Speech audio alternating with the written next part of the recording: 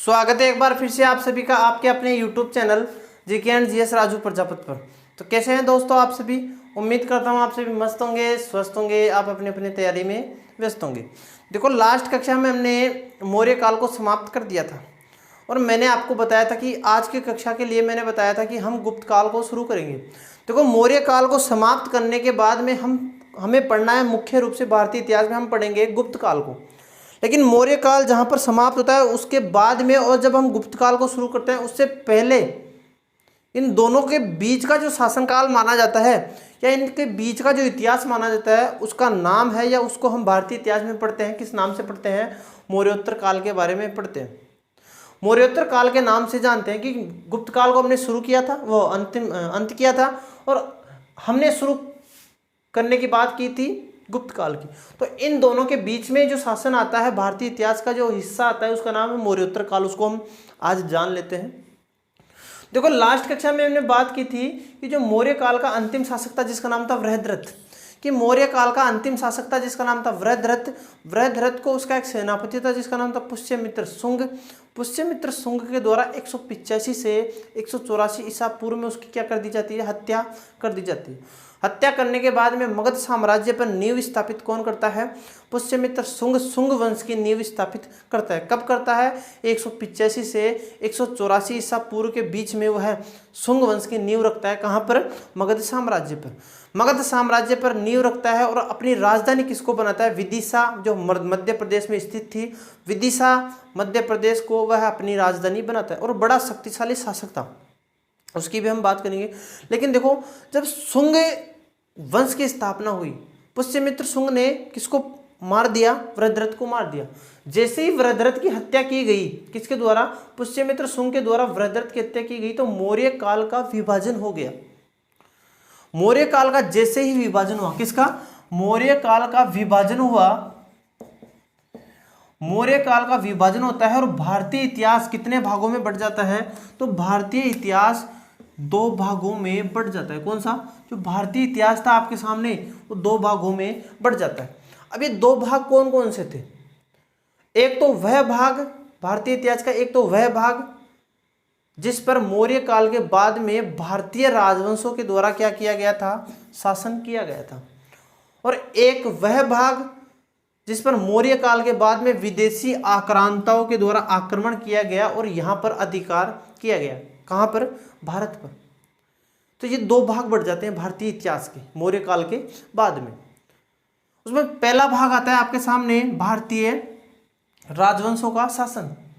उसमें देखो हम मुख्य रूप से किनके बारे में पढ़ेंगे, तो मुख्य रूप से मौर्य काल के बाद में भारतीय राजवंशों का जो शासन रहा उसमें ये 4 राजवंश आपके सामने मगध पर अपना अधिकार स्थापित करते हैं, और जो 4 ही आपके सामने विदेशी आक्रांताओं के द्वारा भारत पर अधिकार किया गया। जो भारतीय राजवंश है 4, वो कौन कौन से हैं, सबसे पहले सबसे पहले मौर्य काल के बाद में आते हैं शुंग काल। शुंग काल के बाद में आया था कणव। कौन आया था, कणव। कणव के बाद में आंध्र सातवाहन, जिसका नाम सुना होगा आपने, और आंध्र सातवाहन के बाद में मगध साम्राज्य पर अपना प्रभुत्व जो स्थापित किया था वो किया था आपके सामने वाकाटक वंश ने। किसने किया था, वाकाटक वंश ने अपना प्रभुत्व स्थापित किया था।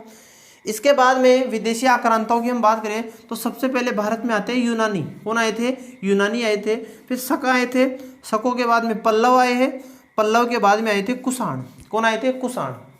कुषाणों का संस्थापक कौन था, तो कंजुल केड़ कदफिसस, ये कुषाण वंश का संस्थापक था, उसकी भी हम बात करेंगे, ठीक है। और कुषाणों के सामंत कौन थे, तो कुषाणों के सामंत थे आपके सामने गुप्त। तो हमें गुप्त काल पढ़ना है, तो गुप्त काल को पढ़ने से पहले ये आपको जानकारी पढ़नी होगी। तो ये ध्यान रखना है, ये विदेशी आक्रांता आए थे, कौन, यूनानी आए थे, यूनानियों के बाद में शक आए थे, शक के बाद में पल्लव आए थे, और पल्लव के बाद में कौन आए थे, कुषाण आए थे। और कुषाणों के सामंत कौन थे, तो कुषाणों के सामंत थे आपके सामने गुप्त। तो ध्यान रह जाएगा कि गुप्त किसके सामंत थे, तो गुप्त आपके सामने सामंत थे कुषाणों के। तो चलो हम बात करते हैं शुंग काल की। देखो आगे हम बात करते हैं भारतीय राजवंश का शासन, कि भारतीय राजवंश का शासन किस प्रकार से भारत पर स्थापित रहा। देखो मौर्य काल का अंतिम शासक वृद्धरथ था, उसकी हत्या उसके सेनापति था जिसका नाम था पुष्यमित्र शुंग के द्वारा की जाती है। कब? 185 से 184 ईसा पूर्व में उसकी हत्या की जाती है। और शुंग वंश की नींव रख दी थी किसने? पुष्यमित्र शुंग ने। और मगध साम्राज्य पर अपना अधिकार कौन जमा लेता है? आपके सामने पुष्यमित्र शुंग जमा लेता है। और पुष्यमित्र शुंग ने शुंग वंश की नींव रखी थी। कब रखी थी? 185 से 184 ईसा पूर्व में रखी थी। तो शुंग वंश का संस्थापक या शुंग वंश की नींव किसने रख दी थी? पुष्यमित्र शुंग ने रख दी थी। कब से कब तक? 185 से 184 ईसा पूर्व में शुंग वंश की नींव रखी गई थी पुष्यमित्र शुंग के द्वारा। अब देखो, जो शुंगकालीन शासक थे वो बड़े शक्तिशाली शासक थे, और शक्तिशाली शासकों में सबसे महत्वपूर्ण नाम आता है आपके सामने इसी व्यक्ति का। किसका? पुष्यमित्र शुंग का। पुष्यमित्र शुंग ने क्या किया? अपनी राजधानी किसको बना लिया? विदिशा। विदिशा कहाँ पर स्थित था उस समय? मध्य प्रदेश में। तो विदिशा मध्य प्रदेश को शुंगकालीन राजधानी बना लिया गया था। अब पुष्यमित्र शुंग इतना शक्तिशाली था कि इसने हिंद यूनानी एक शासक था जिसका नाम था मेनांडर। क्या नाम था? मेनांडर।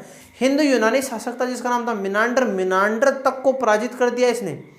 साथ में इसने 2 अश्वमेध यज्ञ करवाए थे। साथ ही साथ बरहूत का जो स्तूप का निर्माण करवाया गया, बरहूत के स्तूप का निर्माण करवाया गया, वो अभी आपके सामने पुष्यमित्र शुंग के द्वारा करवाया गया। ठीक है।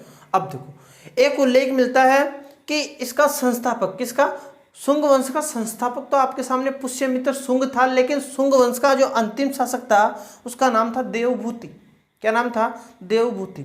और देवभूति की 73 ईसा पूर्व में कणव वंश के शासक जिनका नाम था वासुदेव, ध्यान से सुनना, कि शुंग वंश का अंतिम शासक था जिसका नाम था देवभूति। और देवभूति की 73 ईसा पूर्व में कणव वंश का शासक था जिसका नाम था वासुदेव। उसने क्या कर दी? इसकी हत्या कर दी। हत्या करने के बाद में 73 ईसा पूर्व में मगध साम्राज्य पर अपना अधिकार स्थापित करता है कौन? वासुदेव। और वासुदेव ने 73 ईसा पूर्व में कणव वंश की क्या रख दी थी? नींव रख दी थी। तो ध्यान से सुनना, मौर्य काल आ गया, मौर्यों के बाद में शुंग आ गए। कहां पर? मगध पर। शुंगों के बाद में कौन आ गए? कणव आ गए। तो कणव वंश का संस्थापक कौन था, या कणव वंश की नींव रखी थी आपके सामने वासुदेव ने। कब रखी थी? 73 ईसा पूर्व में रखी थी। ठीक है। अब देखो, कणव वंश है, कणव वंश का संस्थापक तो आपके सामने वासुदेव हो गया जिसने 73 ईसा पूर्व में इसकी नींव रख दी थी। ठीक है। लेकिन साथ ही साथ हम बात करें कि जो कणव वंश था, कणव वंश का अंतिम शासक था जिसका नाम था सुशर्मा। क्या नाम था? सुशर्मा। देखो, कणव वंश है, कणव वंश का था अंतिम शासक सुशर्मा। अब देखो, जो कणव वासुदेव ने जो स्थापना की है कणव वंश की, वो कणव वंश ज्यादा समय तक नहीं टिक पाया। लगभग 11-12 साल ही उसने क्या किया? अपना साम्राज्य स्थापित कर पाया। और 60 ईसा पूर्व की बात है, 60 ईसा पूर्व में कणव वंश का अंतिम शासक था जिसका नाम था सुशर्मा। क्या नाम था? सुशर्मा। किसका? कणव वंश का अंतिम शासक था जिसका नाम था सुशर्मा। और सुशर्मा की 60 ईसा पूर्व में सातवाहन काल या सातवाहन वंश का एक शासक था जिसका नाम था सिमुक। सिमुक के द्वारा 60 ईसा पूर्व में कणव वंश का अंतिम शासक सुशर्मा की क्या कर दी गई? हत्या कर दी गई। जैसे ही सिमुक के द्वारा सुशर्मा की हत्या की गई तो 60 ईसा पूर्व में सातवाहन वंश की या सातवाहन काल की नींव किसने रखी थी? सिमुक ने रखी थी। तो मगध साम्राज्य पर जो तीसरा राजवंश आ गया था उसका नाम था आपके सामने सातवाहन काल, जिसको आंध्र सातवाहन काल भी बोलते हैं। सातवाहन काल की जो राजधानी थी उसका नाम था प्रतिष्ठान। क्या नाम था? सातवाहन काल का संस्थापक तो आपके सामने हो गया सिमुक, जबकि इसकी जो राजधानी थी, राजधानी, उसका नाम था प्रतिष्ठान। क्या नाम था? प्रतिष्ठान। ठीक है। सातवाहन काल की राजधानी क्या थी? प्रतिष्ठान थी। और सातवाहन काल की सबसे बेहतरीन व्यवस्था मानी जाती है कि इनका जो समाज था वो मातृसत्तात्मक था।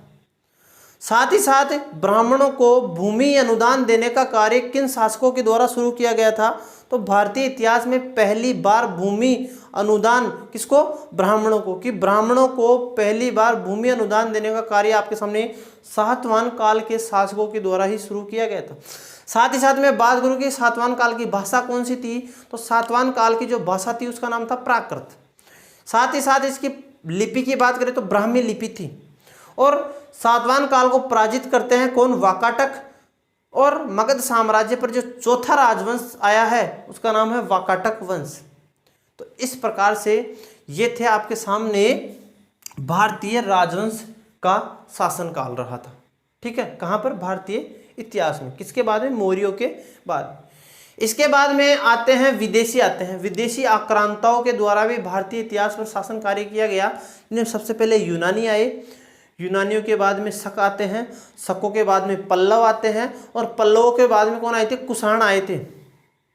कुषाण वंश का संस्थापक था जिसका नाम था कंजुल केड कदफिसस। उसकी बात करेंगे हम कल। जो विदेशी आक्रांता आए हैं भारत में उनकी बात करेंगे हम कल की कक्षा में। और कुषाणों के सामंत थे जिनका नाम था गुप्त।